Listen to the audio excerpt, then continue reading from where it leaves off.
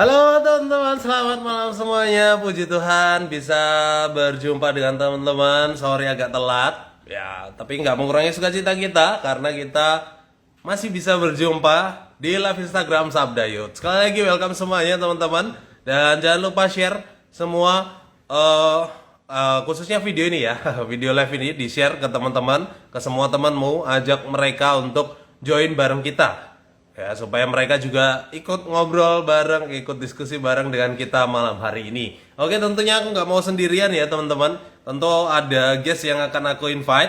Aku coba invite aja langsung ya. Oke, nah teman-teman, sembari nunggu Bu Yulia, boleh aja kita kenalan ya. Kita kenalan dulu supaya teman-teman di rumah juga bisa akrab nih ya. Teman-teman tentunya nggak asing sama aku. Kalau teman-teman sudah nonton Sabda Youth beberapa kali ya, aku Ray, aku yang menjadi host di Sabda Youth ini. Silakan temanku David, baru ke Alda untuk berkenalan. Ya, shalom teman-teman semuanya. Namaku David Baluseda. Panggil aja bisa David, bisa Dev, terserah. Aku sekarang pelayan di GUPDI Purwokerto, Gereja Utusan Pantai Kosta di Indonesia. Mantap. Silakan Kak Alda. Ya, halo teman-teman, perkenalkan nama saya Alda. Saat ini saya sedang menjalani pendidikan di Universitas Kristen Satya Wacana, jurusan psikologi.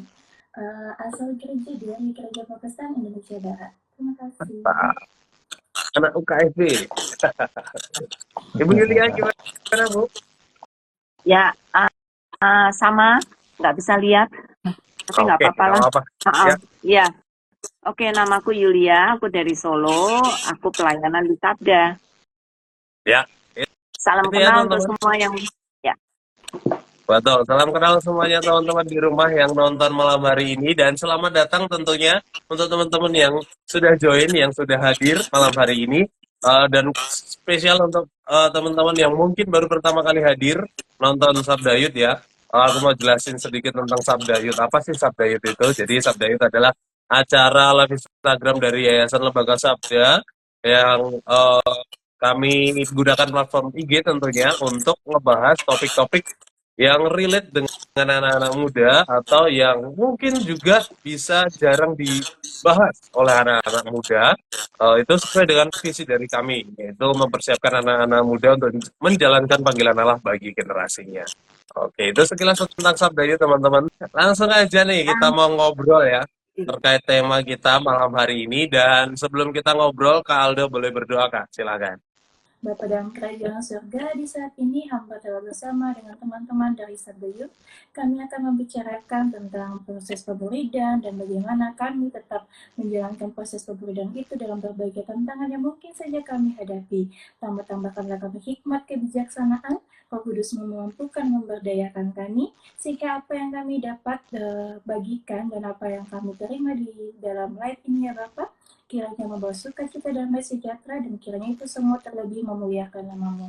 Terima kasih Bapak dalam kerajaan surga, berkati setiap media yang kami gunakan, bahkan jaringan di saat ini ya Bapak. Kiranya boleh melancarkan apa yang kami bicarakan nanti dari awal hingga pada akhirnya. Terima kasih Bapak, ampuni segala salah dan dosa kami, dalam nama Yesus Kristus kami berdoa. Amin. Amin. Thank you, Kak Alda. Boleh di-mute lagi Kak ya? Oke. Nice. Gimana Bu Yulia? Kelihatan berapa Bu?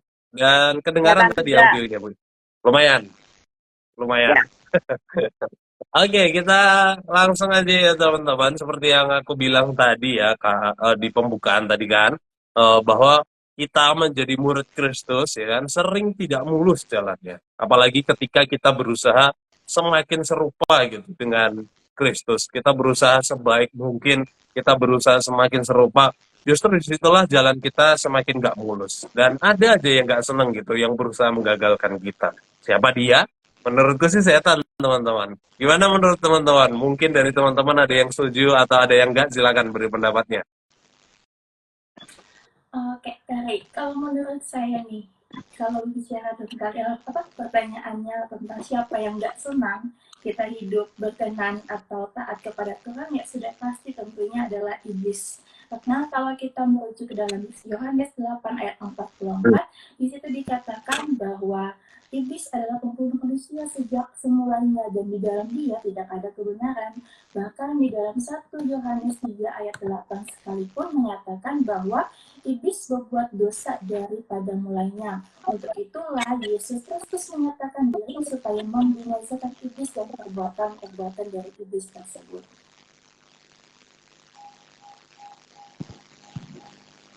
Iya, kalau dari aku menambahkan bahwa sebenarnya tidak sepenuhnya iblis kalau dari sisi aku, karena itu kan iblis kan faktor ekstern ya.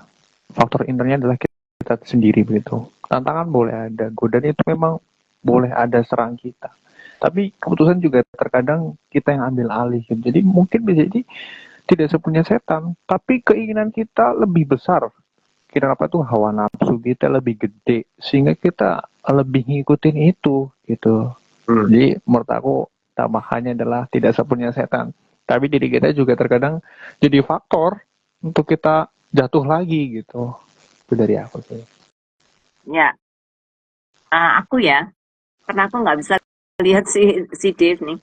Anyway, ya aku setuju dua-duanya sih. Ada faktor luar, juga ada faktor dalam. Aku setuju kalau itu setan yang menggoda kita, tapi juga kita sendiri tergoda oleh setan. Memang bagaimanapun juga selalu akan ada peperangan sih antara yang baik dan yang jahat. Selalu ada peperangan antara Allah dan setan. Karena udah terbukti sejak kejadian apa yang sudah dibuat oleh Tuhan, yang baik dibuat oleh Tuhan, setan datang untuk merusak. Jadi ya aku setuju sih dua-duanya, karena memang bagaimanapun juga setan itu pinter banget gitu ya, sehingga ketika dia memasang perangkap, kita sering terperangkap oleh perangkapnya setan. Tapi kayak dia bilang, kita sendiri yang sebenarnya memasukkan diri ke dalam perangkap itu. Jadi ya sama-sama dua-duanya. Ya betul, lebih sepakat terkait hal itu ya teman-teman. Aku pun sendiri menganggap dua-duanya tuh berperan gitu, baik diri kita maupun setan gitu. Bahkan kalau bisa dibilang setan pencetusnya gitu. Terus dia merasuki, kita berpikir, kita merasakan, dan keinginan daging kita aktif gitu, sehingga ada keputusan yang kita ambil untuk tergoda atau mendengarkan godaan itu. Jadi memang tidak bisa dilepaskan setan doang yang kita salahkan tanpa kita berkaca gitu. Tapi kita juga nggak bisa salahkan diri kita sepenuhnya juga, karena ada peran setan di baliknya. Jadi menurut kedua-duanya berperan sih. Nanti selalu sih yang tadi Kari bilang bahwa menjadi murid Yesus itu sering nggak berjalan mulus, pasti ada tantangan, pasti ada rintangan. Tetapi kan kita juga tahu ya bahwa Tuhan itu berkuasa atas kehidupan kita. Nah, kenapa sih proses pemuridan itu, kenapa mengikuti Yesus itu nggak dilancarkan saja oleh Tuhan? Kenapa harus ada tantangan segala dan setan segala macam? Gimana sih menurut teman-teman? Ya, kita bersyukur ya, karena kita tuh tidak diciptakan oleh Tuhan seperti robot. Jadi walaupun Tuhan berkuasa, tapi Tuhan juga memberikan kehendak bebas untuk manusia, sehingga bagaimanapun juga manusia punya peran. Kayak tadi Ray bilang ya, dua-duanya salah, tapi kita juga punya andil di situ. Jadi kalau kita tergoda, seringkali memang karena keinginan daging. Kita masih hidup di dunia, kita masih punya daging. Nah, karena keinginan daging itu sering kita tergoda oleh setan, dan akhirnya kita terperangkap. Tapi itu kan jadi ujian juga untuk kita. Kalau kita semakin pinter gitu melawan setan, artinya, jadi kita akan semakin pinter untuk tidak mendengar setan gitu. Nah, karena itu ya bagaimanapun juga kita perlu perlu strategi. Bagaimana kita bisa melawan setan. Jadi itu menurut aku.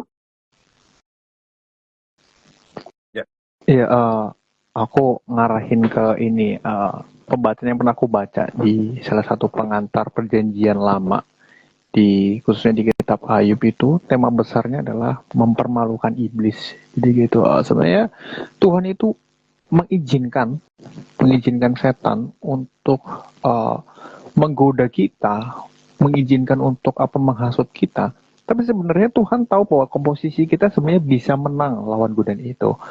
Cuma terkadang kitanya aja yang apa ya, bisa jadi, waduh, aku nggak bisa nih menang lawan peperangan ini karena bagi aku mungkin lebih enak aku ngikutin apa kata setan gitu daripada apa kata Tuhan. Karena Tuhan itu kan pikul salib ya. Namanya pikul salib ya, jelas ada harga yang harus dibayar. Harga yang berapa? Itu ya hal-hal yang mungkin dinilai menyenangkan daging kita gitu. Sehingga bagi aku ya, kenapa Tuhan tidak menciptakan seperti robot itu? Ya karena Tuhan tahu bahwa kita ini sebenarnya punya komposisi untuk melawan, dan cara kita melawan itu ialah ketika kita dekat sama Tuhan ya kita bisa menang begitu. Cuma ya kita tahu bahwa manusia ini kan dagingnya, jadi sering jatuh begitu. Ya, sepakat yang disampaikan Bilgia maupun Dev ya. Bahkan Kak Roma juga mengatakan gitu. Sebenarnya bisa dikalahkan kalau dengan kebenaran gitu. Jadi bagaimanapun sekalipun ada tantangan gitu, ya kebenaran itu akan menang. Tapi juga kita melihat kalau dari pertanyaan Kak Alda tadi, kenapa nggak Tuhan ciptakan mulus-mulus saja gitu ya? Satu sisi karena memang itu tugas iblis. Aku juga ingat satu ayat di kitab Ayub gitu ya. Ketika anak Tuhan berkumpul di situ, datang juga ini iblis gitu, datang dan ditanyai Allah gitu. Dari manakah dia gitu? Dari manakah engkau gitu? Tuhan tanya kepada iblis. Lalu iblis menjawab, dari perjalanan mengelilingi, menjajahi, menjelajah bumi. Jadi memang setan ya tugasnya mencari celah gitu, berkeliling, berkeliling, berkeliling. Siapa yang bisa digoda, siapa yang bisa di toel gitu, dicolek sedikit. Siapa yang bisa jadi yang goyah gitu ya. Memang tugas setan gitu. Jadi ya bagaimanapun itu memang tugas dan peran setan untuk terus menggoda. Itu sih. Oke, setuju ya apa yang disampaikan oleh Bu Yulia juga kakak-kakak yang lainnya. Cuma di sini yang saya ingin berbagi bahwa tantangan dan rintangan yang kita hadapi selama menjadi proses pemberian menjalani proses pemberian tersebut bukan harus dilihat sebagai sesuatu yang menjauhkan kita dari Tuhan, yang membuat kita akhirnya berbalik dari Tuhan. Karena terkadang seperti yang tadi sudah Kak Dev sampaikan bahwa Tuhan mengizinkan kita untuk menjalani tantangan tersebut supaya kita lebih mengenal siapa Dia. Karena dalam sebuah khotbah dari seorang pendeta yang suka saya dengar, itu dia sampaikan bahwa bagaimana kita mau mengalami dan mengenal Tuhan Sang Penyembuh kalau kita nggak pernah melewati sakit, atau bagaimana kita mau mengalami dan mengenal Tuhan Sang Penghibur kalau kita tidak pernah melewati air mata. Dari itu semua, proses yang kita jalan dalam kehidupan kita, senang maupun tidak senang, itu semua membawa kita lebih dekat dan lebih mengenal siapa Allah kita, dan membawa kita juga supaya lebih mengerahkan kehidupan kita kepada siapa kita harus berharap, kepada Tuhan saja, karena kalau kepada manusia sifatnya adalah sia-sia. Ya. Ya. Oke, kalau nggak ada, oke. Ya, aku bersyukur lagi sih karena dengan adanya godaan itu sebenarnya kita tidak diciptakan oleh Tuhan untuk menjadi anak-anak gampangan gitu. Tuhan mengangkat kita sebagai anaknya kan Dia ingin kita bertumbuh.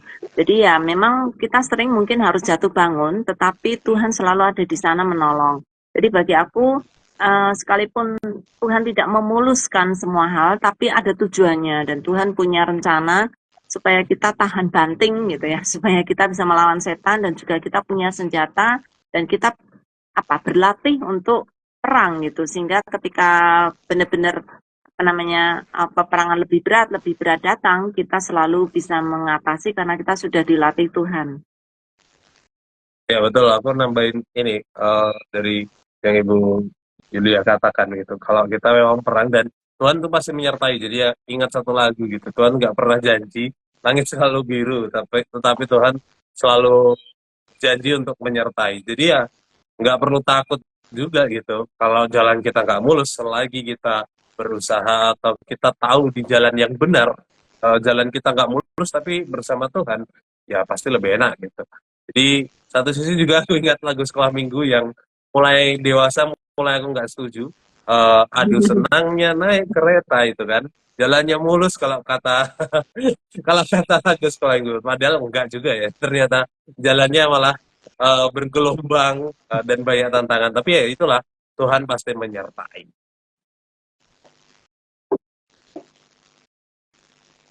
Nah ini ada satu, oh ya, Dev, komentar. Sorry. Silakan, Oh, Dev angkat tangan. silakan, Ya, silakan. silakan, Dev. Siapa dulu saya? Oh ya. Ya, Bagi aku memang apa ya?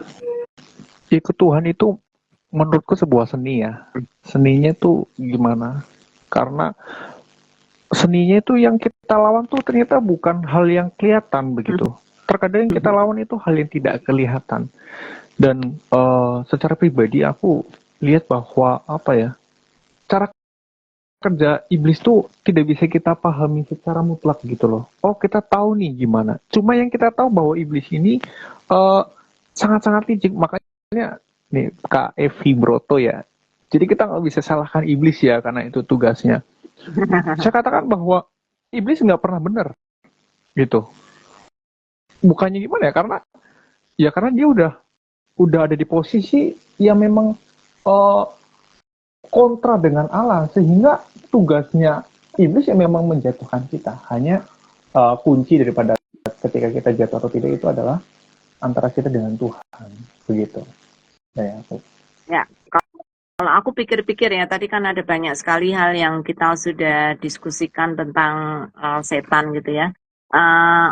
Aku melihat sih ada godaan yang paling besar yang setan itu masukkan dalam pikiran kita terutama ya, yaitu dengan khususnya ketika kita dalam keadaan down atau ketika kita mendapatkan tantangan yang cukup berat gitu ya. Dan tantangan kan selalu datang gitu ya, karena kalau kita diproses oleh Tuhan, terutama di dalam proses pemuritan untuk kita benar-benar menjadi pengikut Kristus yang setia, kita selalu ada dalam apa namanya, dalam pencobaan-pencobaan. Tapi pencobaan yang terberat yang setan sering berikan pada kita adalah kata-kata give up gitu ya. Ketika kita sudah mengalami kesulitan yang besar, setan akan bilang udahlah menyerah aja, udahlah give up aja, ngapain susah-susah, kamu nggak akan dapat banyak keuntungan, kamu akan sengsara terus ya gitulah. Setan tuh ngomelnya selalu kayak gitu nek.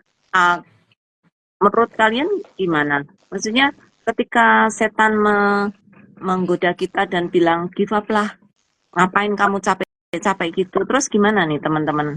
Pernah nggak ngalamin gitu, dan kalau pernah tuh gimana caranya mengatasin? Iya, give up itu kan menyerah ya.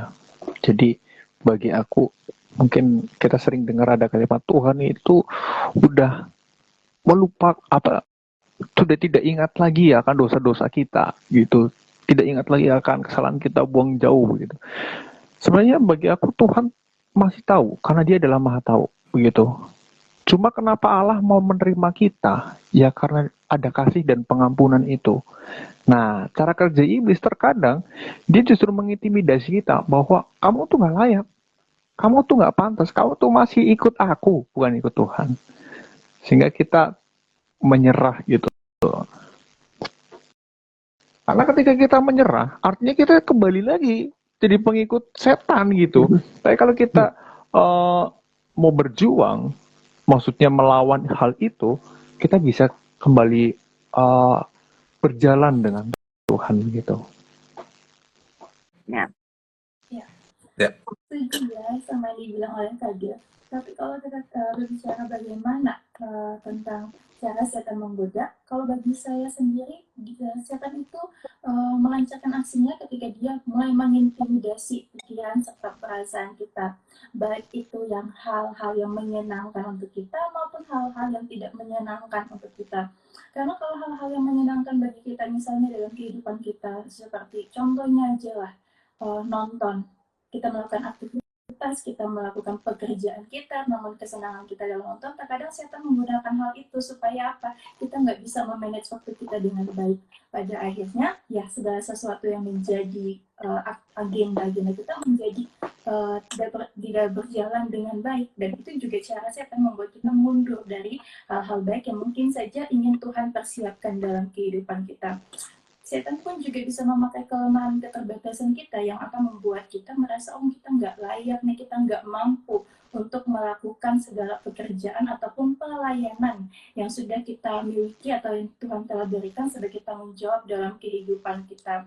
Sehingga pada akhirnya sekali lagi kita yang tadinya mau maju nggak bisa nih karena terhalangi oleh pikiran-pikiran setan tersebut, dan akhirnya kita bukannya maju, ya kita malah stuck di tempat ataupun malah kita menjadi mundur. Seperti yang tadi ditanyakan oleh Ibu Yulia, kita menjadi give up dengan segala sesuatu karena setan lagi-lagi menguasai kita sendiri, membiarkan setan menguasai hati dan pikiran kita yang membuat kita tidak bisa maju ke depan. Ya, betul.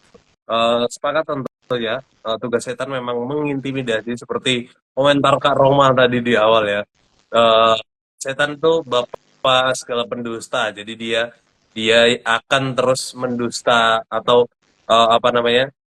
memberikan kebohongan-kebohongan yang sepertinya masuk akal kita gitu, yang sepertinya oh ya juga ya gitu sampai pada titik seperti itu gitu, sehingga pada titik tertentu kita akhirnya merasakan ya udah memang bener aku belum layak, aku nggak mampu, nyerah aja deh, bener juga ya gitu kalau dipikir-pikir. Nah itulah tugas setan, selain mengintimidasi juga dia akan masuk melalui pikiran kita gitu kan. Pikiran-pikiran kita tentu manusia mengandalkan logika ya kan, logikanya cukup tinggi. Jadi ya setan masuk lewat hal itu sehingga kita mudah give up ya, salah satunya karena yang diserang adalah pikiran kita. Sehingga mulailah perasaan-perasaan nggak layak lah, perasaan-perasaan sedih juga karena oh ternyata aku belum baik dalam mengikut Tuhan atau menjadi serupa dengan Kristus itu tadi, ya jadinya give up. Itu sih. Ya, aku ya. Dave. Oh, ya, Dave. Oke, Julia, silakan. Dave dulu. Oke, Dave dulu deh. Ibu aja dulu, Bu. Jadi saya setelah ibu. Iya. Saya setelah ibu aja. Oke. Ya, aku lihat memang ya setan memang pintar menipu, kayak tadi Roma bilang ya, bapak segala penipu. Tapi Roma juga bilang kita harus melawan setan dengan kebenaran. Aku juga setuju itu gitu ya, karena ketika kita terus-menerus diintimidasi oleh setan bahwa kita itu nggak baik, ngapain sih kamu jadi pengikut Tuhan? Kamu nggak akan dapat kebahagiaan seperti teman-temanmu itu. Biasanya setan tuh paling seneng membanding-bandingkan kita dengan orang-orang lain gitu ya, yang kelihatannya mulus, kelihatannya sukses. Memang di Amsal kan juga dibilang ya, banyak orang jahat justru kelihatannya malah diberkati oleh Tuhan gitu. Ya itu membuat kita menimbulkan rasa iri hati, menimbulkan rasa iya ngapain susah-susah kayak gini, udah ikutlah gitu ya. Ikut apa yang kedagingan kita inginkan. Tadi si Alda kan juga bilang kita lebih senang mengikuti kedagingan kita daripada melawan gitu ya. Nah itu ketika kita terus mendengar setan, ya itulah kita seakan-akan menjadi loser gitu ya. Kita menjadi pecundang karena kita menjadi setuju, kayak Ray bilang tadi juga, kita akhirnya menjadi setuju, seakan-akan setuju gitu dengan setan ya. Karena itu aku senang tadi Roma ngingatin ya harus melawan dengan kebenaran. Nah, walaupun ya perlu proses karena kita nggak bisa langsung menjadi pemenang gitu ya. Kadang-kadang kita memang kalah, tapi ketika kalah kita harus bangkit dan kita harus berani untuk mencoba lagi. Ya. Udah. Oh, Dave, silakan. Seperti Kare bilang melalui logika ini, memang kadang kan ikut Tuhan tidak sepenuhnya kita pakai logika, karena ada hal yang kita pakai iman. Tuh ada hal-hal yang memang bisa kita jangkau, dan harus pakai iman. Dan apa ya, tapi terkadang ya musuh terbesar itu sebenarnya bagi aku ya dari diskusi ini bukan setan. Setan tuh bisa goda kita, oke. Tapi kita mau jatuh atau enggak itu adalah tergantung kendali kita. Sehingga terkadang ketika kita terlalu loh kok nggak sesuai dengan pikiranku, loh kok nggak sesuai. Jadi disitulah terkadang apa ya? Aku mau bilang bahwa tidak selamanya hal yang masuk akal itu akan membuat kita jadi melakukan kebenaran gitu. Karena ketika kita diselamatkan Tuhan, kita mungkin dikasih kayak sensitif gitu ya untuk membedakan mana yang benar, mana yang nggak benar, dan itu datangnya itu di pikiran kita. Untuk itu sih, itu dari aku ya Kak. Ya, aku ya, teman-teman mau nambahin. Jadi keingat di episode Sabda itu beberapa waktu lalu ketika kita memberikan persembahan yang hidup, disitulah perubahan terjadi kan. Ketika kita memberikan persembahan kepada Tuhan, yaitu tubuh kita, perubahan akal budi itu yang utama. Akal budi itu diubahkan dan akal budi itu akan mengubahkan juga sehingga intimidasi dari iblis itu dapat kita bedakan. Oh ini kebenaran atau kesalahan sih sebenarnya. Ini benar atau enggak sih itu kita bisa bedakan. Tapi di sisi lain juga seperti Kak Tere bilang nih, memberikan komentar. Setan juga bisa menggunakan orang terdekat kita untuk mengintimidasi. Nah kalau pengalaman saya pribadi, Kak Tere yang bilang, kondisi ini biasanya yang paling berat. Nah, balik lagi memang setan itu juga bisa memakai siapa aja dan apa aja gitu untuk mengintimidasi kita. Walaupun setan nggak maha kuasa ya tentunya, ini masih dalam keterbatasan. Tapi yang jelas setan itu punya 1001 cara untuk memberikan intimidasi kita supaya kita gagal mengikut Tuhan, supaya kita benar-benar jatuh gitu, terpuruk. Atau sebaliknya kalau dari pengalamanku, setan tuh nggak mengintimidasi, tapi justru memberikan kenikmatan, kenyamanan sehingga kita lupa diri. Dan akhirnya, oh nyerah, oh sudahlah, lebih enak di sana gitu. Kita diberikan kemewahan, oh sudahlah, kita lari dari panggilan Tuhan atau keserupaan. Kita tidak mau menjadi serupa dengan Kristus karena jalannya berat. Kita memilih jalan kita sendiri karena jalannya lebih enak, mulus, ringan dengan segala kenikmatannya. Ini itu dua sisi yang menjadi pengingat kalau setan tuh banyak cara. Itu sih. Ya, Nah, dengan tawaran-tawaran setan itu yang buat kita nyaman segala macam, itu kan bertentangan dengan ketika kita ikut Tuhan yang harus pikul salib, harus melawan keinginan dan hawa nafsu kita gitu. Nah, menurut teman-teman sendiri ini gimana ya caranya supaya kita dapat melawan hal-hal itu? Karena jujur ikut Tuhan itu kan satu hal yang memang harga mati gitu, no turning back gitu. Nah, menurut teman-teman gimana nih caranya supaya kita bisa menang lawan godaan itu? ya, aku ya, teman-teman nanti teman-teman boleh tambahin gitu ya. Bagaimana caranya untuk melawan godaan itu? Seperti yang Kak Elena Ondang tanyakan juga, ternyata Dev juga tanyakan. Dalam keadaannya seperti apa ini cara kita untuk melawan godaan iblis itu? Gimana caranya lebih tepatnya seperti itu ya? Nah, aku sendiri mau kembalikan ke komitmen awal kita sih. Dev sendiri sudah bilang gitu bahwa mengikut Kristus itu harga mati. Nah, kalau itu kita jadikan komitmen kita, ikut Kristus itu harga mati, kita mau ikut Kristus, kita pegang itu sepenuhnya, kita benar-benar jaga atau buat itu sebagai komitmen, maka Tuhan juga akan turun tangan gitu. Tuhan akan menolong kita, memberi kekuatan. Tuhan akan menyertai seperti diskusi-diskusi kita, bahwa Dia akan menyertai ketika kita juga kuat kepada komitmen kita. Tapi sebaliknya kalau kita nggak kuat, kita masih menye-menye, kita pun masih hanya ikut-ikutan, tidak menjaga komitmen kita, ya mudah tergoda gitu. Tuhan bukan nggak menyertai, bukan, tapi kita yang akhirnya kalah gitu. Itu sih. Oke, setuju ya sama yang dibilang Kare, bahwa kita harus membangun komitmen kita di dalam Yesus Kristus. Namun kalau namanya kita membangun, kita harus tahu dulu dasarnya kita itu mau dibangun dari apa. Dan bagi saya ini perlu diperjelas dan perlu dipertekankan sebagai seorang murid Yesus, bahwa kita harus membangun dasar kita terhadap pengenalan akan Yesus Kristus melalui apa? Melalui firman Tuhan yang barangkali setiap kali kita baca yang juga kita renungkan. Karena melalui firman Tuhan itu kita lebih mengenal siapa Yesus, siapa dia, dan bagaimana serta apa yang dia mau, apa yang dia perkenankan di dalam kehidupan kita. Karena dengan firman Tuhan juga tersebut, kita pada akhirnya dimampukan untuk bisa melawan segala godaan-godaan dari tipu muslihat dari sang iblis tersebut. Kita percaya bahwa firman adalah kebenaran, dan hal-hal yang ada di luar firman yang didatangkan oleh iblis adalah hal-hal yang tidak benar. Supaya kita kenal akan firman Tuhan atau kebenaran tersebut, maka kita juga perlu merefleksikan dalam kehidupan kita, supaya kita dibangun di atas firman tersebut.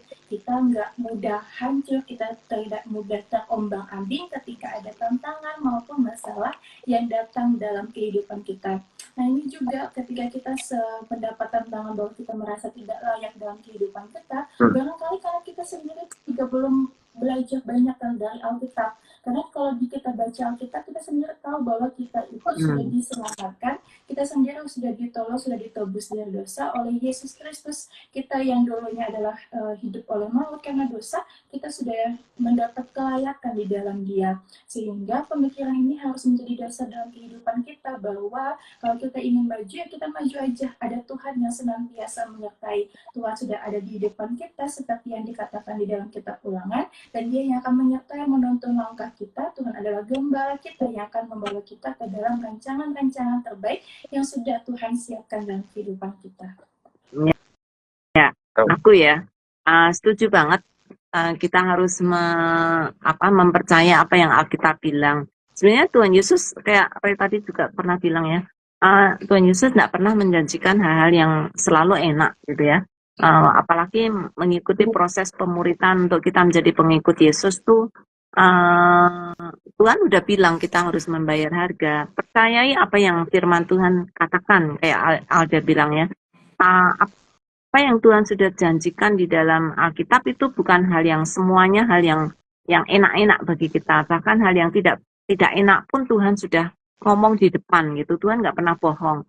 Tuhan bilang bahwa engkau akan menderita, engkau akan akan dianiaya, bahkan engkau akan dibenci oleh dunia, engkau akan, ya, Tuhan nggak pernah bohong. Karena itu kalau kita mempercayai firman-Nya, ya kita jalanin aja. Jadi kita dengan firman Tuhan itu kita sudah mengantisipasi diri, kita akan mendapatkan kesulitan dan akan mengalami hal-hal yang kurang enak. Ya kita senjatai diri kita dengan hal itu gitu, supaya ketika tantangan itu datang kita sudah siap dan kita tahu kita nggak akan tergoda untuk kembali gitu, kita nggak akan tergoda untuk turning back, dan kita bisa bilang kepada diri sendiri no turning back walaupun sulit, karena firman Tuhan sudah menjanjikan kesulitan akan datang tetapi Tuhan menyertai. Ya, jadi kuncinya adalah firman Tuhan ya. Tapi aku nambahin, menurutku gini, ketika kita melawan intimidasi atau hal-hal yang membuat kita merasa tidak layak, kita perlu tahu bahwa sebenarnya Yesus, Dia adalah sahabat orang berdosa yang sebenarnya mengasihi kita dan mau mengampuni dosa kita. Gak ada satu manusia yang gak berdosa gitu. Contoh nih, kayak pertanyaan Evi Broto, kalau anak-anak muda biasanya hal apa yang membuat kita mudah terintimidasi? Ya jelas dosa. Contoh, aku tiap hari ini ngomongnya toksik, kotor, tapi waktu penyembahan, aku ngerasa kayak, ya ampun, hari-hari tuh kamu tuh ngomongnya toksik gitu loh, kamu ngomongnya tuh kotor, tapi waktu penyembahan kamu ngomongnya haleluya, apa segala terbuka Tuhan, kamu tuh nggak layak gitu. Nah tapi kita perlu tahu bahwa setiap orang itu sudah jatuh dalam dosa, dan ketika kita memang mengambil komitmen seperti yang Kak Rey bilang untuk ikut Tuhan, Yesus itu pribadi yang mengasihi kita, Dia juga mau mengampuni segala kesalahan kita, sehingga penyembahan kita juga mau diterima sama Tuhan ya. Betul. Oke ya, nambahin teman-teman. Selain dari yang disampaikan teman-teman juga gitu, bahwa kita harus ingat kalau kita itu diperlengkapi perlengkapan senjata Allah oleh Yesus sendiri. Paulus katakan kan, kenakanlah perlengkapan senjata Allah. Dan menariknya, perlengkapan senjata Allah itu kebanyakan untuk bertahan. hanya satu untuk menyerang gitu, yaitu pedang roh ya, pedang firman gitu. Dan selebihnya bertahan, artinya ya memang kita bertahan tuh harus jauh lebih kuat gitu. Tapi pada momen-momen tertentu kita tebas dengan firman Tuhan, karena kita sudah persiapan sebelumnya, sehingga kebenaran itulah yang akan menang gitu. Nggak semua harus kita lawan bagus-bagus, karena senjata kita cuma satu istilahnya gitu. Nah, kalau aku mengumpamakan gitu. Dan bahkan kemarin ya teman-teman, kalau mungkin ada yang nonton kickboxing, si Randy Pangalila gitu. Lebih banyak Randy Pangalila bertahan, tapi pada satu momen satu kali serangan langsung lawannya KO gitu. Jadi ya memang itulah yang harusnya kita terapkan, bahwa perlengkapan senjata Allah kita pakai ya, kita bertahan, dan ada satu momen tertentu nanti kita serang sehingga kita mendapat kemenangan. Tentu menyerangnya dengan pedang roh atau pedang firman itu. Itu sih. Ada lagi, silahkan kalau mau nambahin. Atau mau nambahin ini, pertanyaan dari Bu Evi nih. Kalau anak-anak muda biasanya hal-hal apa yang membuat kita mudah terintimidasi oleh iblis? Tadi dia sudah tambahin satu. Mungkin Kak Alda mau tambahin, silakan Kak. Apa yang sering membuat kita terintimidasi nih? Oke, seperti yang saya bilang ya, terintimidasi itu berarti bicara tentang kelemahan serta keterbatasan kita. Dan sebagai anak-anak muda, apa sih yang bikin kita mudah terintimidasi? Bisa dari luar, faktor keluarga, faktor dari dalam, faktor keluarga, maupun dari luar, faktor orang-orang sekitar kita. Dan misalnya seperti ketika kita mau maju, kita mau hidup dalam pelayanan bersama dengan Tuhan, tetapi barangkali setan pakai nih teman-teman sekitar kita dan mengingatkan kita kepada dosa-dosa masa lalu kita yang pada akhirnya nggak bisa nih buat kita maju ke depan karena kita selalu hidup dalam bayangan-bayangan dosa. Dan begitu seperti yang sudah tadi dikatakan bahwa kita harus kuat di dalam firman Tuhan, kita harus belajar mengerti dan memahami firman Tuhan itu agar ketika cara iblis memakai pikiran kita yang membawa kita ke dalam intimidasi yang tidak sehat, nah kita bisa seperti yang tadi Kak Ray sudah bilang, kita dipersenjatai untuk dapat melawan godaan-godaan iblis tersebut. Dan yang paling penting bahwa mengikut Tuhan itu sudah pasti ya nggak mudah, karena Tuhan sendiri bilang siapa mau mengikut Tuhan dia harus memikul salibnya. Pikul salib bukan diseret, bukan didorong atau bagaimana, tapi dipikul. Dan ketika dipikul itu, kita harus tahu bahwa kita nggak pikul sendiri. Ada Tuhan yang bersama dengan kita. Ya. Godaan lain kalau tadi di kolom komentar ya, Roma bilang hal-hal yang enak dan nyaman selalu ditawarkan ke kita. Seperti pencobaan yang diberikan kepada Tuhan Yesus, setan menawarkan tahta, menawarkan roti, menawarkan kekayaan dunia gitu ya. Ya, aku setuju sih. Seringkali memang kelemahan anak muda itu adalah mendapatkan apa yang aku inginkan gitu ya. Pemuda kan maunya apa saja yang aku inginkan aku dapetin gitu. Itu yang menjadi menjadi godaan yang terbesar, karena seringkali apa yang kita inginkan itu bukan apa yang kita butuhkan, bahkan kadang itu justru merusak. Jadi ya kalau kita mau naik kelas gitu, kalau kita mau melawan godaan itu dan mau naik kelas ya kita harus berani melawan ujian itu sehingga kita bisa naik level. Ya, betul sekali, sepakat tentunya. Kita harus lewati itu semua. Dan satu komentar, mungkin ini yang terakhir ya, karena waktu kita terus berjalan nih teman-teman. Dari Bu Evi Broto, jadi ingat khotbahnya Pak Stephen Tong tentang perlengkapan senjata Allah. Apapun bisa dilawan hanya dengan pedang firman Tuhan. Ya betul sekali tentunya, hanya dengan perlengkapan senjata Allah yaitu pedang roh kita bisa melawan dan mengalahkan bahkan segala tantangan, segala godaan, cobaan yang ditawarkan setan. Amin. Thank you banyak teman-teman yang sudah menemani aku ngobrol panjang malam hari ini. Tak terasa hampir 1 jam, tentunya dipotong juga tadi kendala teknis di depan, tapi it's okay. Diskusi kita boleh kita nikmati, boleh terlaksana, dan teman-teman di rumah Thank you juga yang sudah memberikan komentarnya, memberikan pertanyaannya. Thank you banyak. Kita akan berpisah, tapi sebelumnya dari teman-teman boleh berikan closing statement dulu deh, terakhir nih. Dari Kak Alda, terus Dev, aku, terus Ibu Yulia. Oke, terima kasih Ray. Oke, kepada teman-teman semua, seperti yang tadi saya sudah katakan bahwa mengikut Tuhan itu nggak mudah. Tadi kalau ada komentar dari siapa ya, kan? Temannya Kak Ray ya, mungkin Kak Romo ya. Salah satu lagu Hillsong itu judulnya I Have Decided to Follow Jesus, No Turning Back. Teman-teman harus tahu bahwa lirik ini diangkat dari sebuah kisah nyata. Kisah nyata dari seorang yang kepala keluarga yang bernama Noxeng. Ketika dia menyatakan imannya, di situ dia mendapatkan tantangan, yaitu dia harus dihukum mati oleh kepala suku tersebut.